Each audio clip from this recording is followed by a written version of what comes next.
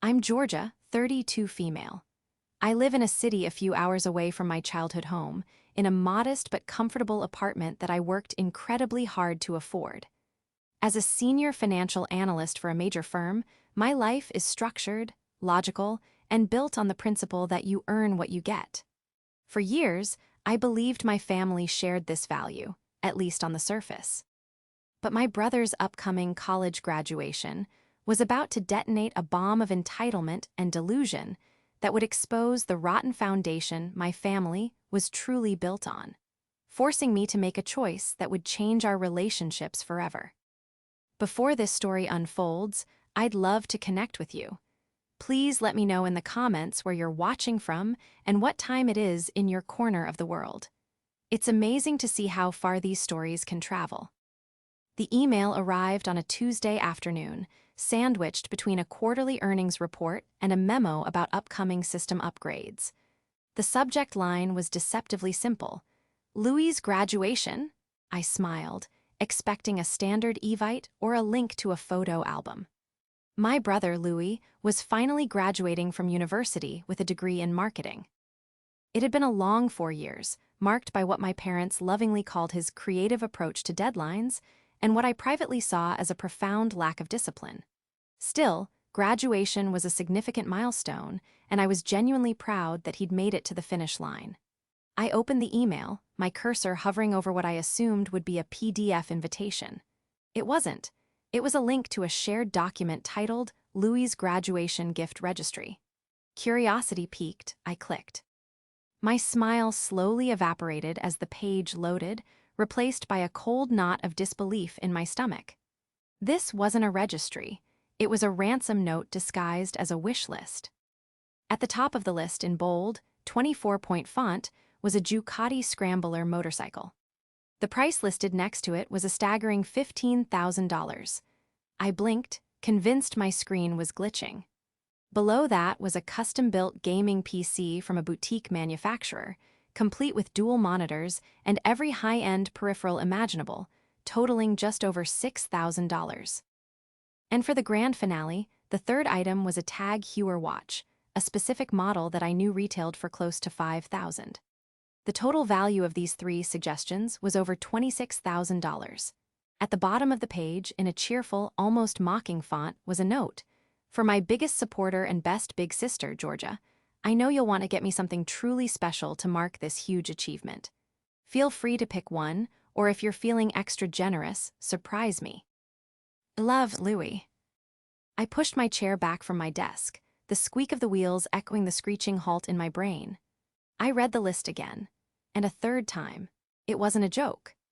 My 22-year-old brother, who had never held a job for more than a summer and whose biggest financial contribution to his own life was occasionally buying his own coffee, genuinely expected me to purchase a luxury vehicle, a high-end entertainment system, or a designer watch as a graduation present. The audacity was breathtaking. My first instinct was to laugh, but the sound that came out was more of a choked gasp. This level of entitlement wasn't just comical, it was deeply insulting. It reduced my years of hard work, my financial discipline, and my genuine affection for him into a simple equation. Georgia has money, therefore Georgia will spend it on me. It completely ignored the reality of my life. The student loans I had diligently paid off, the down payment I was painstakingly saving for a home, the responsible, adult life I had built for myself, brick by boring, financially sound brick. For context, gift-giving in our family was usually a modest affair. For my own college graduation a decade ago, I received a sensible leather briefcase from my parents and a $100 gift card from my aunt. I was thrilled. It was practical, thoughtful, and proportionate. When I landed my first major promotion, I celebrated by treating my parents and Louis to a nice dinner. The idea of a gift exceeding a few $100s, let alone tens of thousands, was completely alien. I scrolled through my recent texts with Louis. They were mostly one-sided. Me asking how his finals were going, me reminding him to check his car's oil, me sending him a bit of money for books that I suspected was actually for pizza and beer. His replies were sporadic and brief. There was no foundation for this level of expectation, no precedent. It was a demand that had materialized out of thin air, born from a fantasy world where my bank account was his personal piggy bank. I closed the document and tried to focus on my work, but the glowing screen of the Ducati's product page was seared into my retinas. The sheer arrogance of it gnawed at me. He hadn't asked. He had presented me with a shopping list as if I were his personal concierge. The note, my biggest supporter, felt particularly manipulative. Was my support only measured in dollars? Was my pride in his accomplishment contingent on my willingness to finance his lavish lifestyle? A slow-burning anger began to replace my initial shock. This wasn't just about the money. It was about respect. It was about his complete and utter disregard for my life, my efforts, and my value as anything other than a source of cash.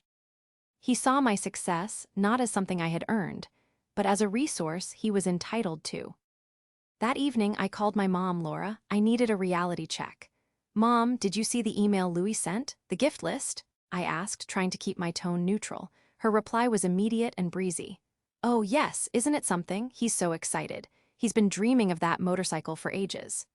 I waited for her to comment on the absurdity of it all, for her to laugh and say, "That boy has some imagination." But the comment never came. Instead, there was an expectant silence on her end. "Mom," I said carefully, "you don't actually think I'm going to buy him a motorcycle, do you?" Her sigh was heavy with disappointment, a sound I knew all too well. It was the sound she made when I was being difficult. "Well, Georgia, it is his graduation," she said, her voice taking on a placating tone. "It's a once-in-a-lifetime achievement, and you're doing so well for yourself. It would mean the world to him." My jaw tightened. Doing so well was the family euphemism for has a disposable income that should be directed toward Louis.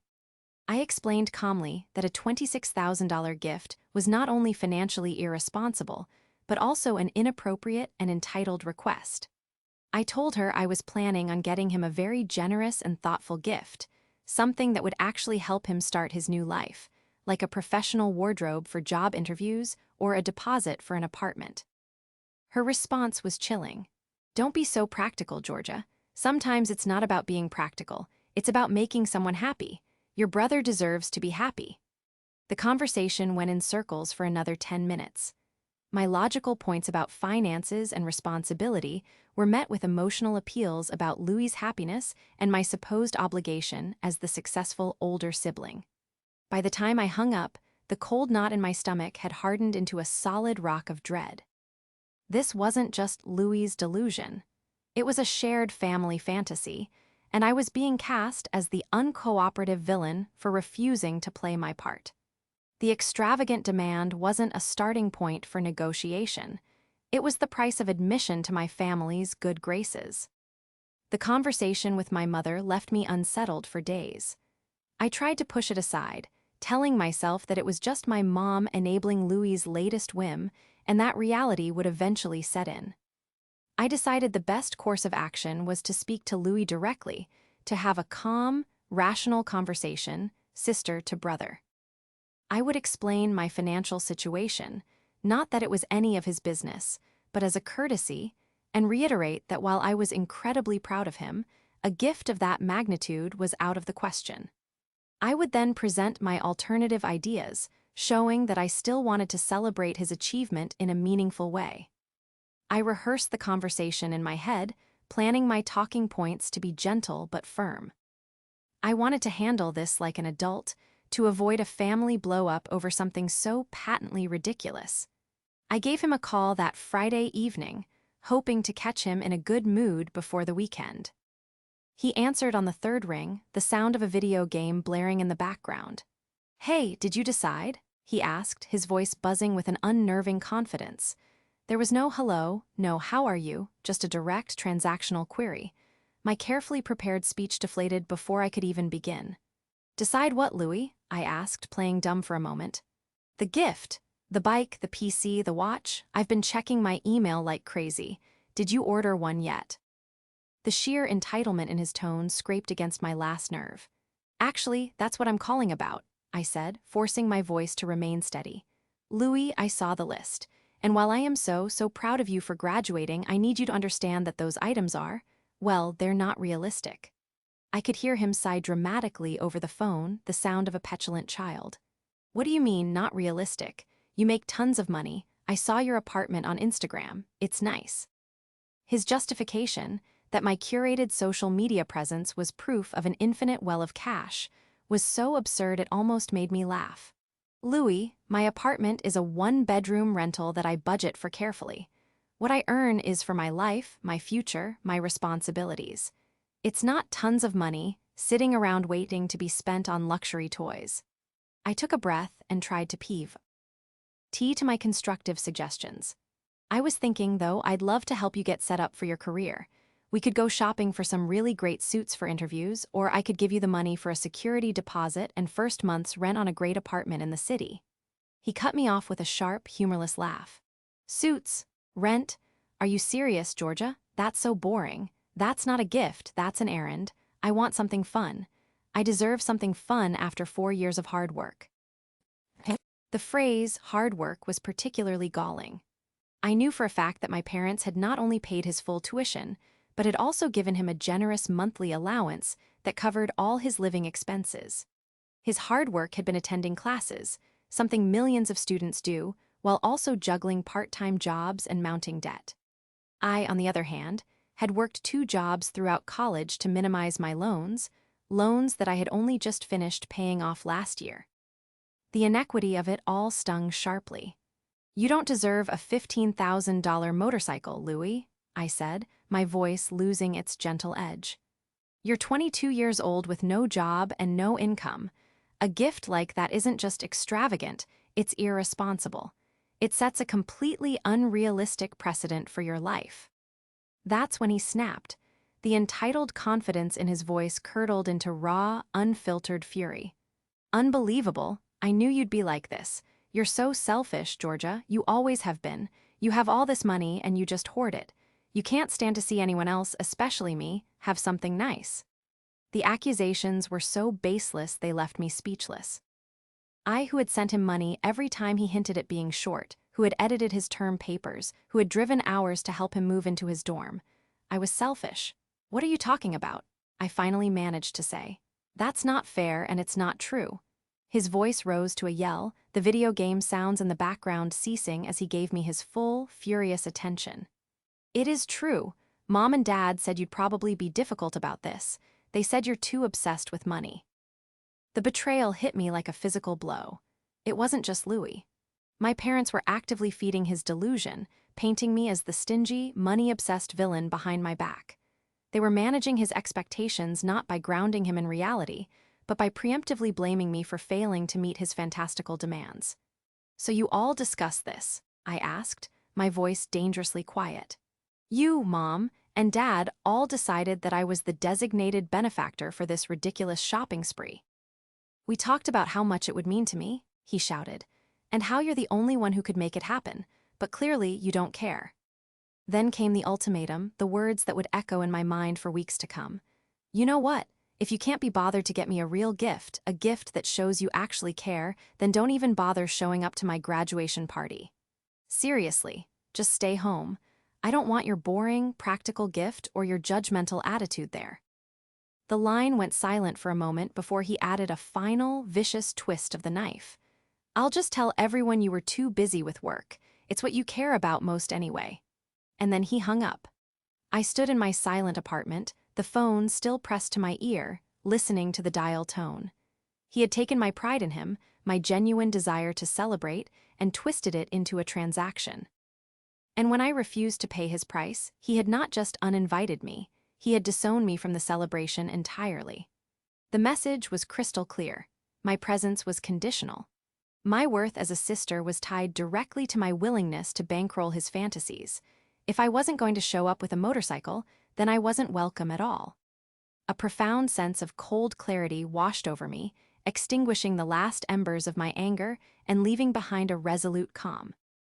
Okay, I whispered to the empty room. If that's what you want, Louis, okay. The ultimatum echoed in the silence of my apartment long after the call ended. Don't even show up. It wasn't just a threat. It was a distillation of my entire life's dynamic with my family, brought into painfully sharp focus. My brother, Louis, wasn't just an entitled young adult. He was the product of a system my parents had meticulously built over 2 decades. He was the sun, and the rest of us were just planets orbiting him, expected to provide warmth and light without ever casting a shadow on his brilliance. His outburst wasn't an isolated incident. It was the inevitable explosion of a lifetime of golden child treatment, and my refusal to buy him a motorcycle was simply the match that lit the fuse. As I sat there, replaying the conversation, a slideshow of memories began to play in my mind, each one a single brushstroke in the larger portrait of our family's dysfunction. It started small, as these things always do. When we were kids, if there was one cookie left, it was always Louie's because he was the baby. If we both wanted to watch TV, his cartoon always won out over my show because he would get fussy. My parents, Laura and Peter, framed it as me being the mature, understanding older sister. "Be the bigger person, Georgia," was a constant refrain. At the time, I internalized it as a compliment. I was responsible, I was mature. It made me feel important. It was only now, with the clarity of adulthood, that I could see it for what it was. The first steps in training me to put my own needs and wants second to his. As we grew, the disparities became more pronounced and more costly. When I was 16, I saved up for months from my part-time job at a grocery store to buy my first car, a rusty but reliable 10-year-old sedan. I was immensely proud of it. The day after Louis got his driver's license at 16, a brand new, bright red convertible appeared in the driveway, a surprise from our parents. When I asked them why he got a new car when I had to buy my own, my father, Peter, sat me down and gave me a lecture on responsibility. "We wanted you to learn the value of $1, Georgia," he'd said, his tone patient and patronizing. "You're so good with money, we knew you could handle it. Louis, well, he's more of a free spirit. We don't want to burden him with those kinds of worries." Their logic was a pretzel of contradictions. My competence was rewarded with more responsibility and less support, while his incompetence was rewarded with fewer responsibilities and more support. They weren't teaching me the value of $1. They were teaching me that my value was in my ability to be self-sufficient, while his was in his ability to be dependent. The double standards bled into every aspect of our lives. My grades were expected to be perfect. His C+s were celebrated as a solid effort. When I broke my curfew by 15 minutes, I was grounded for a month. When he stayed out all night without calling, my mother, Laura, would just fret that he was safe and welcome him home with a warm breakfast, no questions asked.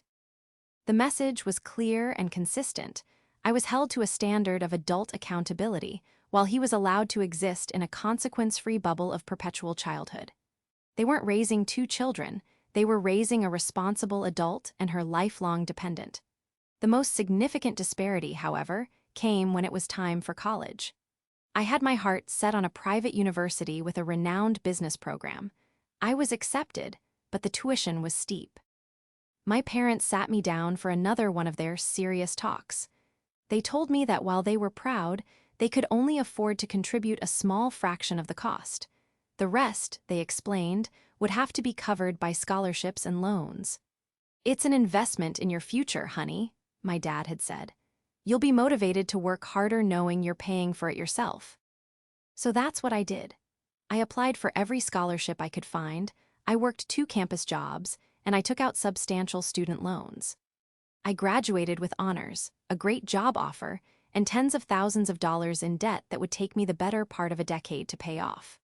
4 years later, when Louis was accepted into a similar private university, I watched in stunned silence as my parents announced at a family dinner that they would be covering his entire tuition, room, and board. "We've been saving," my mom said, beaming at him. "We just want you to be able to focus completely on your studies and have the full college experience without any financial stress." I remember feeling the blood drain from my face. I looked across the table at them, waiting for someone to acknowledge the monumental hypocrisy. But no one did. Louis just smiled his charming, easy smile, as if it were the most natural thing in the world. When I later confronted my mother privately, her response was the same old tired excuse. "Things are different now, Georgia. Your father's business is doing better. and you were always so capable, we never had to worry about you. We worry about Louis. This was their mantra. We worry about Louis. It was the justification for every disparity, the excuse for every indulgence. Their worry became a self-fulfilling prophecy. By shielding him from every possible hardship, they had made him incapable of handling any. They hadn't protected him, they had crippled him. Now, faced with his graduation, they were expecting me to seamlessly take over their role as his primary enabler. They had spent 22 years constructing this golden child bubble around him, and now that he was about to enter the real world, they needed me to patch the bubble, to reinforce it with my own hard-earned money. The ultimatum, "Don't even show up," wasn't just Louis being a brat. It was the panicked cry of someone who had never been told no and couldn't comprehend it. It was the logical conclusion of my parents' parenting. He wasn't just asking for a motorcycle.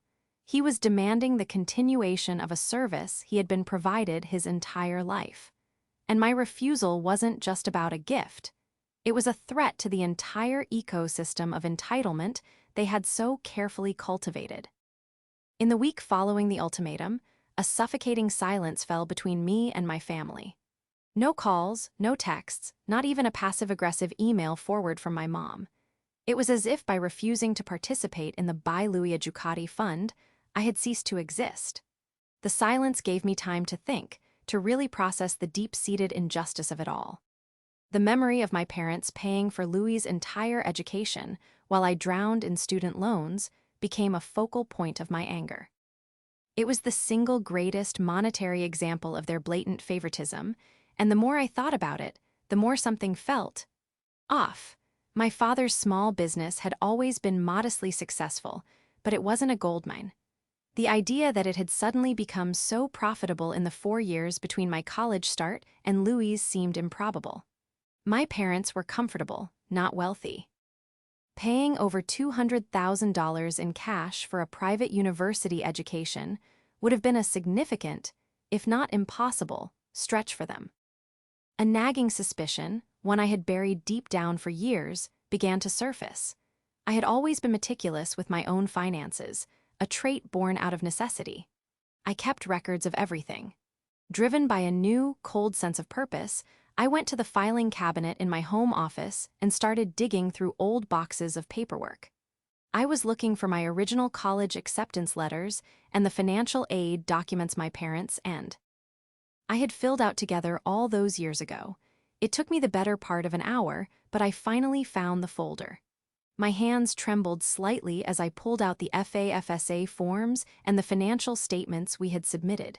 And then I saw it. A document I hadn't thought about in a decade. A statement from a trust fund. It was a modest fund, set up by my maternal grandparents before they passed away. The statement, dated the year I started college, showed a balance of approximately $150,000.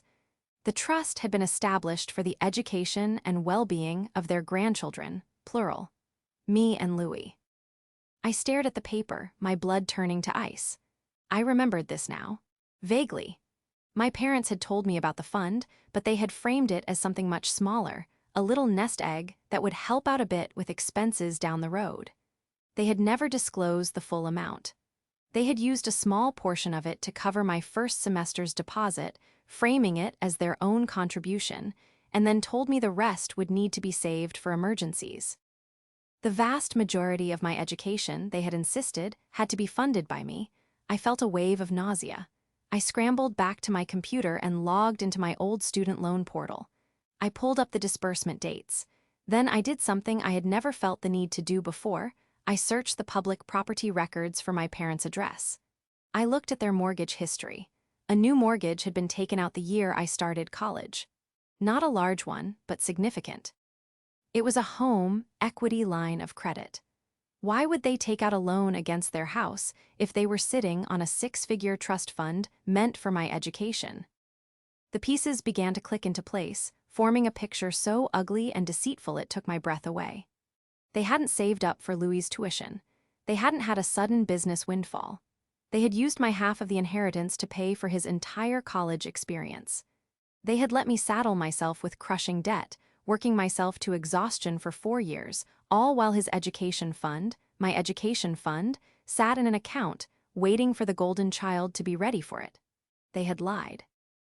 It wasn't just favoritism, it was theft. They had stolen my inheritance, my grandparents' final gift to me, and handed it directly to my brother.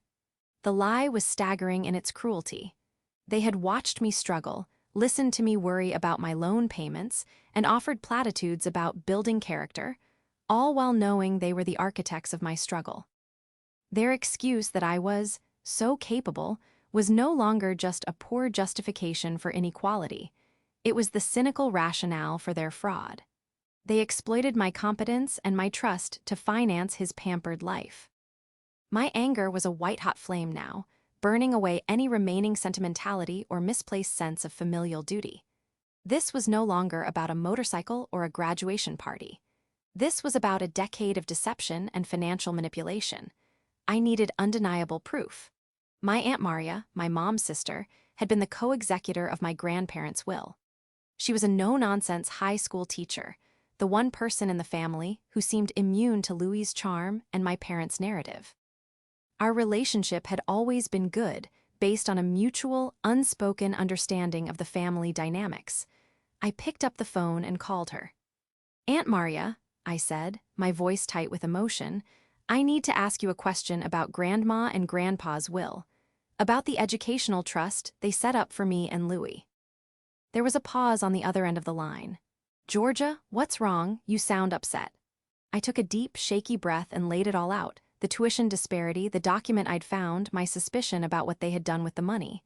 I half expected her to defend her sister, to tell me I was mistaken, but she didn't. She just sighed, a long, weary sound of resignation. "Oh, honey, I was afraid this day would come," she said softly. "Your parents, they told me at the time that you had agreed to it. They said you wanted to fund your own way and that you felt Louis would need the help more. They made me believe it was a family decision, that you were all on the same page." The lie was even more insidious than I had imagined. They had used my reputation for being responsible and independent to lie to their own family, to paint their theft as an act of my own generosity. "No, Aunt Maria," I said, my voice cold and hard. "I never agreed to anything. I didn't even know the full amount was there." Aunt Maria was silent for a moment, and I could hear the anger rising in her own voice. "Those fools," she muttered. "I should have known." She then confirmed my worst fears. The trust had been split evenly, with specific instructions that it be used for higher education for both grandchildren. My parents, as the primary trustees, had sole control over the disperse. Meant they had simply chosen not to disperse my half to me. They had hoarded it, let it grow, and then lavished it all on Louis. "Do you have the original trust documents?" I asked. "Of course," she said, her voice firm now. "I have a copy of everything. I'll scan and email them to you tonight." As I hung up the phone, the rage I felt was so pure, so clarifying. They had left me with no choice. Louis wanted a graduation gift that was truly special. Well, I was about to give him one. And I would deliver it to the entire family. They had built their world on a foundation of lies, and I was about to hand them a wrecking ball. The email from Aunt Maria arrived an hour later. Attached were crisp, clear scans of the original trust documents. Seeing it all in black and white, my name, Louis's name, the stipulations for an equal split for educational purposes, was both sickening and validating. It was the concrete proof I needed, the weapon I had been searching for. The plan began to form in my mind, not as a messy, emotional outburst, but as a calm, calculated financial maneuver. I was a financial analyst, after all. I dealt with numbers, with cause and effect, with balancing the books. And my family's books were catastrophically out of balance. It was time for an audit. Louis wanted a gift. My parents wanted me to be the benefactor. I would be, but the gift wouldn't be a motorcycle or a watch. It would be a bill, an invoice for a decade of deceit. My first step was to consult a lawyer who specialized in trust and estate law. I took the next day off work, citing a family matter, which felt like the understatement of the century. I sat in a sterile, quiet office and laid out the entire story, presenting the documents from my aunt and the financial statements I had gathered. The lawyer, a sharp, empathetic woman named Ms. Albright, listened without interruption, her expression growing more serious with each detail. When I finished, she looked at the papers, then back at me. "This is a textbook case of breach of fiduciary duty," she said, her voice calm and professional. "As trustees, your parents had a legal obligation to act in your best interest with regard to your half of the trust. By withholding the funds from you and then misappropriating them for your brother's exclusive use, they broke the law. You have a very strong case." She explained my options. I could sue them for the full amount of my half of the trust, plus interest accrued over the years, and potentially even punitive damages. The word sue hung in the air, heavy and ugly, suing your own parents. It was the kind of thing you read about, the kind of drama that happened to other families. But my family had crossed a line. This wasn't a simple misunderstanding. It was a calculated, long-term fraud that had a material impact on my life. The debt I carried had dictated my choices for years, where I lived, the jobs I took, the risks I couldn't afford. They hadn't just stolen money, they had stolen opportunities. "What would this entail?" I asked. "It would start with a demand letter from my office to your parents," Ms. Albright explained. "It will formally outline the breach, present the evidence, and state our demand for repayment of the misappropriated funds. The total, with a conservative interest calculation, comes to approximately $187,000. $187,000. The number was breathtaking. It was a life-changing amount of money. It was a down payment on a house. It was a secure retirement fund. It was the financial freedom they had denied me. "We give them a deadline to respond," she continued. "If they refuse or ignore the letter, we then proceed with filing a lawsuit. It can be a long process, but given your evidence, I'm confident in a favorable outcome." I made my decision right there in her office. There was no hesitation. "Draft the letter," I said, "but don't send it yet. I want to deliver it myself. I have a specific time and place in mind." My plan crystallized. Louis's graduation party was in 2 weeks. He had made it clear I wasn't welcome unless I came bearing a lavish gift. He was right. I wouldn't be showing up empty-handed. My gift would be the demand letter. It was perfect in its cold, poetic justice. He wanted me to give him something of immense value. I would. I would give him the bill for his entire education, a debt he never knew he had. And I would deliver it in front of the very people who had orchestrated the whole charade, our parents. I spent the next 2 weeks in a state of strange, detached calm. I went to work. I went to the gym. I met friends for dinner. On the surface, everything was normal. But underneath, I was preparing for war. I received the draft of the demand letter from Ms. Albright.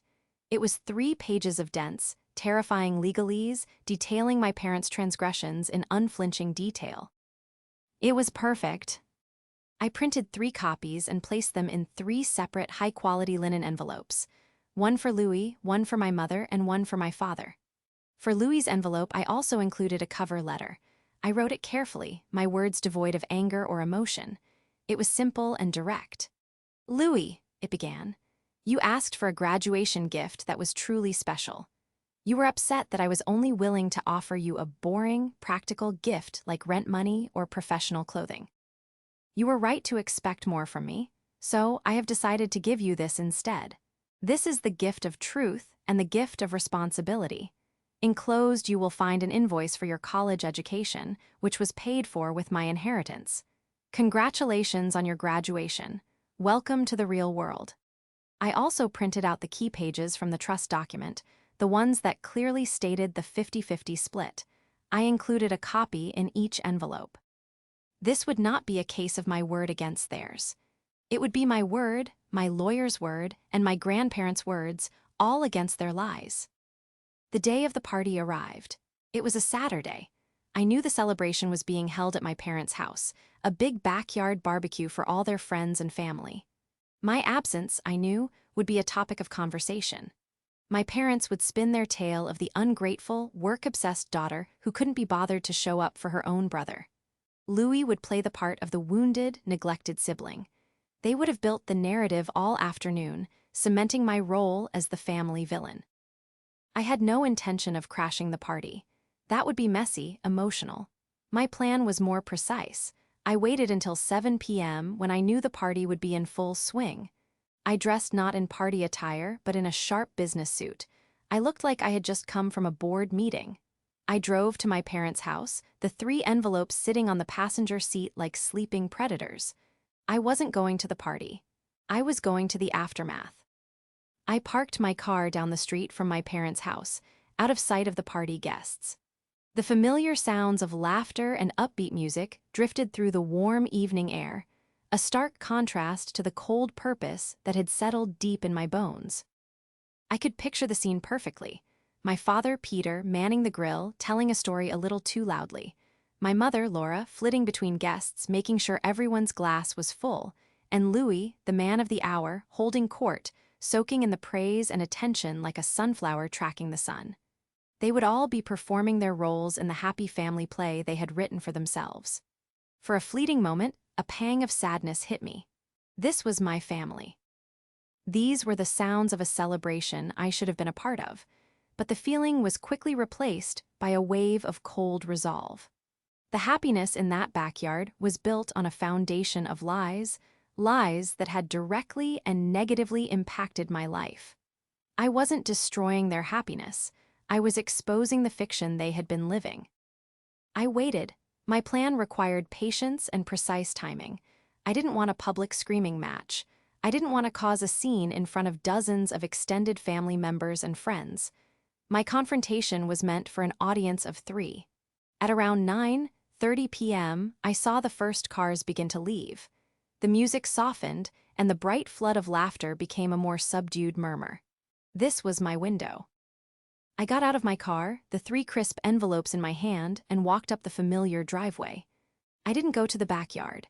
I walked to the front door, inserted my old key into the lock, a key they had never bothered to ask for back, and let myself in. The house was quiet, a staging area for the main event outside. Empty serving dishes sat on the kitchen counter, and a pile of discarded gift bags was tucked into a corner of the living room. I walked through the house to the sliding glass door that led to the back patio. Through the glass, I could see the party winding down, only the core group remained, my parents, Louis, and my Aunt Karen, sitting around the patio table, illuminated by tiki torches. Perfect. Aunt Karen's presence was an unexpected bonus. As a teacher, she valued fairness and integrity. She would be an impartial witness. I took a deep breath, slid the glass door open with a quiet rumble, and stepped outside. The conversation at the table stopped instantly. 4 heads snapped in my direction, their expressions a mixture of shock, confusion, and from my parents and brother, a flash of undisguised annoyance. It was Louis who spoke first, his voice dripping with sarcasm. "Well, look what the cat dragged in. I thought I told you not to bother showing up if you weren't bringing a real gift." My mother quickly tried to smooth things over. "Georgia, honey, what a surprise, we thought you were busy." "I was," I said, my voice even and calm. I walked over to the table and stood at the empty end. I didn't take a seat. I wanted to maintain a position of control. But I couldn't miss the chance to give Louis his graduation gift. I looked directly at my brother. His eyes lit up with a flicker of greedy anticipation. He actually thought I had caved, that I had come crawling back with a check or the keys to a motorcycle. My parents exchanged a look of smug relief. Their difficult daughter had finally come to her senses. "I told you I wasn't coming empty-handed," I continued, my voice resonating with a clarity that cut through the chirping of the crickets. I placed the 3 envelopes on the table, sliding them across the wooden surface like I was dealing cards in a high-stakes game. 1 in front of Louis, 1 in front of my mother, and 1 in front of my father. "What's this?" my father asked, eyeing the envelope suspiciously. "Open it," I said. "It's for all of you." Louis, ever impatient, tore his open first. His eyes scanned the cover letter I had written, his brow furrowing in confusion. Then he pulled out the lawyer's demand letter and the copies of the trust documents. The confident smirk vanished from his face, replaced by a pale, slack-jawed disbelief. He looked from the papers to me, his eyes wide with a dawning horror he couldn't yet fully process. Simultaneously, my parents opened their envelopes. I watched my mother's face crumble as she read the words breach of fiduciary duty and demand for repayment. My father's face turned a deep, blotchy red. He slammed the papers down on the table. "What is the meaning of this, Georgia? Is this some kind of sick joke? He boomed. It's not a joke, I said, my voice unwavering. It's an invoice. It's the bill for Louis's education. The education you paid for by stealing my inheritance from Grandma and Grandpa's trust. The word stealing hung in the air, electric and undeniable. My Aunt Karen gasped, her hand flying to her mouth as she looked from the documents to my parents. Laura, Peter, what is she talking about? My mother started to stammer, tears welling in her eyes. Georgia, honey, it wasn't like that. We thought. You thought what? I cut in, my voice sharp as glass. You thought I wouldn't find out? You thought you could let me take on almost $100,000 in debt so that Louis wouldn't have to be burdened? You lied to me. You lied to Aunt Maria. You stole from me. Louis finally found his voice, but it was thin and reedy, all the bluster gone. My education? You paid with her money? He asked, looking at our parents. He wasn't looking at me, the victim, but at them, the perpetrators who had implicated him in their crime. We did it for you, sweetie, my mother sobbed. We just wanted you to have the best start. My father, seeing his narrative collapsing, resorted to rage. How dare you? He yelled, pointing a trembling finger at me. After everything we've done for you, you bring a lawyer into this? You threaten your own family? You stopped being my family in a meaningful way when you decided my future was worth sacrificing for his comfort, I replied, gesturing toward Louis. You've done nothing for me. You took from me. This isn't a threat. It's a consequence. You have 30 days to respond to my lawyer's letter with a repayment plan. If you don't, we'll see you in court. I looked at Louis one last time. He was just staring at the bill, at the number $187,000, as if it were written in a foreign language. The motorcycle, the PC, the watch, all those childish fantasies evaporated in the face of this very adult reality. Congratulations on your graduation, Louis, I said softly. Welcome to your first debt. And with that, I turned around, walked back through the silent house, and left them sitting in the ruins of their own making. The party was officially over. Leaving my parents' house that night, I didn't feel the triumphant elation I might have expected. Instead, I felt a profound and hollow sense of quiet. The silence in my car was a welcome reprieve from the storm. I had just unleashed. I had detonated the bomb, and now all I could do was wait for the shockwave and see what, if anything, was left standing in the rubble. I didn't have to wait long. The first call came before I was even halfway home. It was my mother, her voice a hysterical, weeping mess. It wasn't a call of apology or remorse, but one of pure, panicked damage control. How could you do this to us, Georgia? To your brother? In front of my sister? You've ruined him. You've ruined everything. She shrieked through her sobs. She accused me of being cruel, vindictive, and heartless. She never once acknowledged the theft or the years of deception. In her mind, the crime wasn't what they had done, but that I had dared to expose it. I listened for a minute before calmly stating my position one last time. This is no longer a family discussion, Mom. It's a legal matter. Have your lawyer contact mine. Then I hung up and blocked her number. The next to call was my father, but his approach was different. He didn't yell. He tried to bully and intimidate me, his voice low and menacing. He talked about the cost of lawyers, how I would tear the family apart, and how I would regret this for the rest of my life. He tried to frame it as a foolish, emotional decision on my part. You don't know what you're doing, Georgia. You're going to drag our family name through the mud over a youthful mistake. We made a judgment call. That's all it was. A judgment call to commit fraud and steal from his own daughter. The complete lack of accountability was staggering. I repeated the same line I had given my mother and blocked his number as well. The most surprising communication came from Louis. It wasn't a call, but a text message that arrived around midnight. It was just a few words. I didn't know, I swear. It was the first and only time anyone in my immediate family came close to acknowledging the truth. I didn't know whether to believe him or not. Did he truly not know, or did he just not care to ask where the $250,000 for his carefree college experience was coming from? In the end, it didn't matter. His ignorance was a luxury I had paid for. I didn't reply. The person who did stand by me was Aunt Karen. She called me the next morning, her voice filled with a quiet fury on my behalf. I am so sorry, Georgia, she said. I am so ashamed of them.